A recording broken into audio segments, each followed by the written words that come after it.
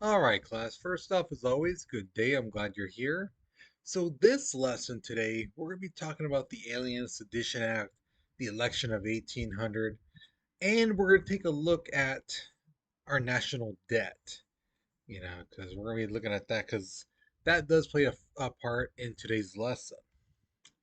Now, let's look at our objectives. We're going to analyze whether the Alien Sedition Act was justified. Was it, you know, okay for the government to pass this law?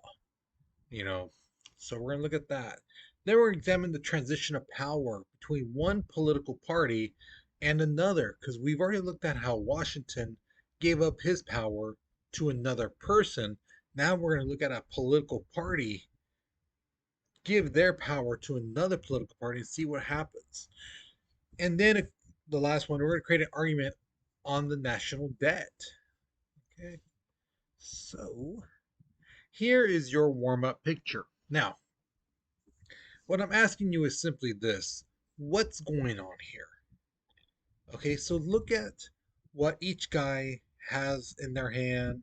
Look at the background, you'll see a couple people there. Um, so there's a specific word for what these two guys are doing. Uh, Now, if you look at your worksheet, I do put on there extra credit that if you can name these two guys, okay, this is one of the more famous events in U.S. history, especially in the early, um, U.S. history. So if you can name them, awesome. If you can't, no problem. Okay, it's just extra credit. Okay, so pause the video, write your response, because we're moving on in three, two, one. Now, if you remember from previous lessons, George Washington told the people, beware of political parties. He saw that these guys, they are going to clash, they hate each other. And that's exactly what happens. The Federalists and the Anti Federalists become more and more separated to the point where, like, I mean, one of them could say the sky is blue, the other group will say, no, no, it's purple.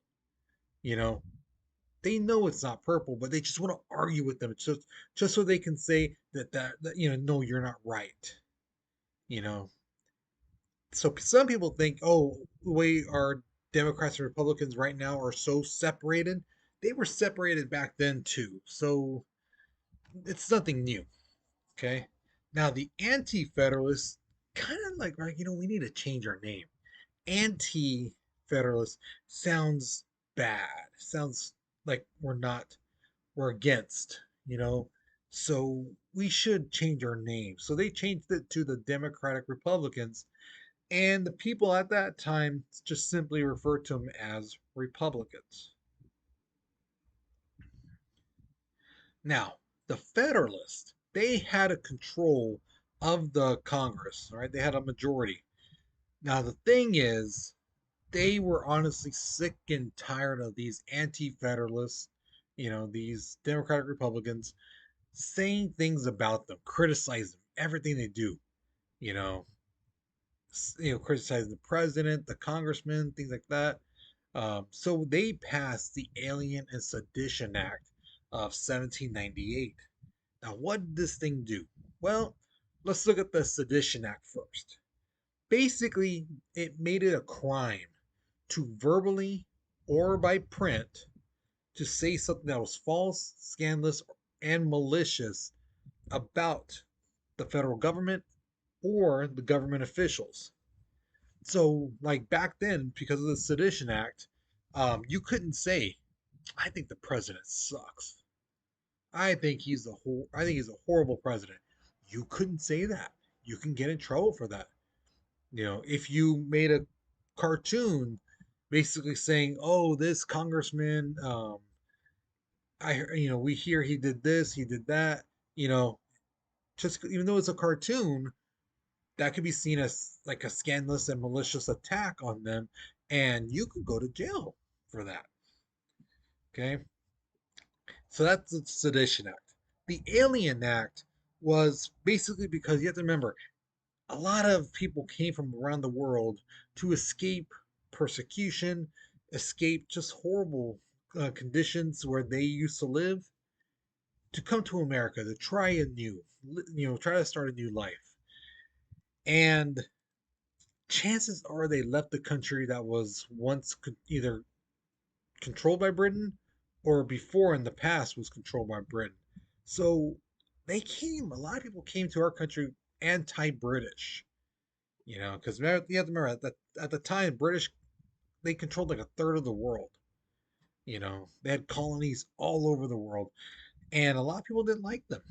So the anti-Federalists were telling them, these new immigrants coming in, hey, we hate the British too. You should join our group, our political party. So a lot of these immigrants were like, okay, yeah, yeah, you guys hate them too?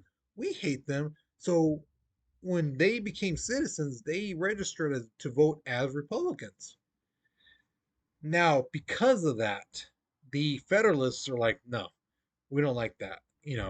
So they made it harder for these guys who were coming to the country to get their citizenship, and they were basically able to deport them back to where they came from without a trial. Usually typically when they have somebody about to be deported, they'll have a little trial saying, why did you come here? Why did you want to be in America? you know. And some people were like, you know what? Back where I lived, um, my religious group was being persecuted, so we came over here. Some people though, however, would be like, well, I was in jail, and the government basically said you're going on a boat to America. That kind of stuff happened. Okay. Now, going back to the Sedition Act, a lot of states were telling the federal government, in our state constitution, we do have a thing where it says the people have the right to say things against the government if they don't like it. It's called the redress of grievance. And on top of that, it's in the First Amendment. So when you say that people can't say bad things about the government, you're trampling their rights, not just as a state right, but also as a federal right. Yeah, that's a right people have. Okay, so that's why nowadays you can say this president sucked. This governor doesn't know what he's doing. This congresswoman is an idiot. You can say those things without being arrested nowadays. Okay. Now, the election of 1800 was unique because here's the thing: back in this time, 1800, they would basically put everyone who wanted to run for president on a list. If you got first place, you were president. If you got second place, you were vice president. If you got third place, you got nothing. Okay. But in 1800, there was an actual tie between Thomas Jefferson and Aaron Burr. Now, under the Constitution, if there ever was a tie, Congress would then decide who to vote for. Okay. And the thing is, the House of Representatives, it took them days to try to come up with, who should be president. So they took several votes. But it wasn't until one guy basically said, you know what? I hate Jefferson, the guy in the picture right there. He was like, I hate this guy. But at least he tells you, I'm for this, I'm for that, I'm against this, I'm against that. Whereas the other guy, Burr, he'll tell you what you want to hear. He's always on the fence on things, and he's a faker. He's just tells you what you want to hear, and just to get what he wants. So as much as I hate to say it, you all should vote for Jefferson. And that's what happens. That was a tilting factor. Alexander Hamilton told his political party in the House of Representatives, you guys should vote for Thomas Jefferson. And they did. And it's because of that that Aaron Burr and Alexander Hamilton had a duel, and Burr shot and killed Alexander Hamilton. Okay. Now, the Federalists, they lost the election, and now the whole world looking like, oh my God, these guys are not going to give up their power to their rivals. You know, Washington gave up his power, yeah, because he was one man. But this is a whole political group, and they're not going to give away their power. History has shown us in time and time again, people in power don't want to give up their power, and that's what they're not going to give up their power. And guess what? They did. And it wasn't through a revolution or through violence. They peacefully made the transition. So this showed the world that we, the United States, we are an experiment and it works. Democracy can work. We can have a transition of power between rivals, between two groups of people that don't like each other, hate each other, and can't work together. But fair is fair. You lost, this side won. They get the power. So this shocked the world.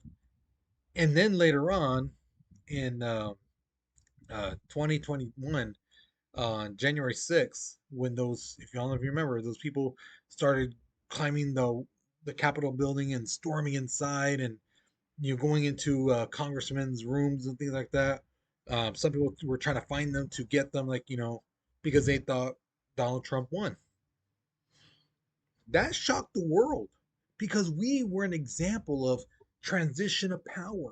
And now, for the first time in 200 some years, here's this group of people like, no, no, we won the election and we're not giving up our power. Bull crap. And so that just showed the world, like, oh, wow, maybe people can't give up power.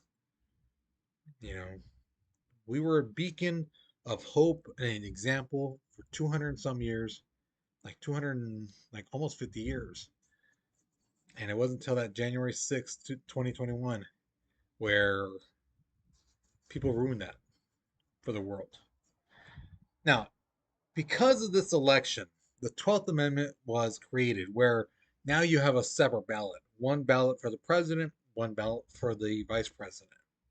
Okay. And eventually they would come to be, on the ballot, they put the president and vice president together, you know.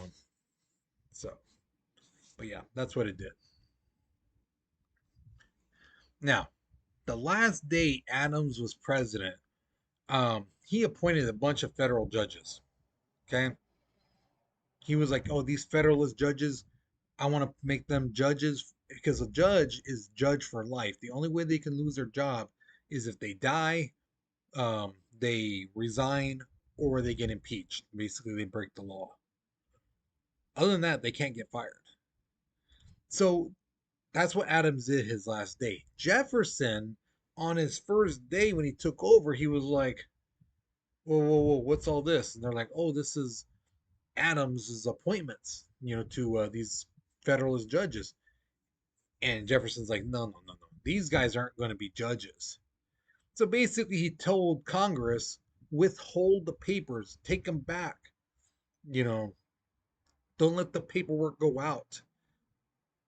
So that's what they did. They made sure all the paperwork got back. Thing is, one guy got his letter, and his name was William Marbury. So when he showed up to Washington, like, hey, I'm a federal judge, they were like, no, you're not. He's like, yeah, I am. I got my paperwork here. And they're like, you weren't supposed to get that. And he's like, well, I did. Here it is. So I'm a federal judge. And he was denied. So he took them to court. And this became the Marbury versus Madison case. And basically, the Supreme Court said, yes, Marbury, you can be a judge, because you were appointed. And on top of that, it basically, the Marbury versus Madison case basically showed that the Supreme Court, it makes what they say goes. They are the law of the land. So if something happens to you, heaven forbid, something happens to you, and your rights were violated, and you have an appeal, and you do the state supreme, and then you go to the Supreme Court, the National Supreme Court, um, if they rule against you, that's it. There's nothing above them. You can't appeal again, you know. So if they rule against you, that's it. But if they rule for you, awesome. Then you go into the history books, you know. But typically, Once they make their decision, that's it. Now, can future Supreme Court change their rulings? Absolutely. But the thing is, it would have to be another court case. It can't be the same one. Okay. Now, when Thomas Jefferson became president, he told his political party, I believe government should be weak. I believe it should be small. We shouldn't have an all powerful government. And his political party was like, yeah, because that's what they believed in. So he's like, okay, when I take power, that's what I'm going to do. So one of the first things he does is he actually pays off our national debt. Our debt was actually zero at one point. But here's the thing, it didn't last too long because he paid off all our debts, yeah, but now we had no money. And now we had to pay some other, things, around. We had to pay for roads and things like that. And so Jefferson's like, ah, dang it. Hey, so and so, can we borrow some money? So we went into debt again. Okay. But at one point in our country, we did have a debt of zero. The other thing he did was cut government spending. He's like, why are we spending money on this, this, this? That's dumb. Let's stop that. He trimmed the armed forces. He was basically like, we're in peacetime. Why do we need like 100,000 soldiers? Let's cut it down to 30,000. Why do we need to have more battleships? We're in peacetime. Cancel that order for those 5 ships. Save us some money. So that's the kind of things he did.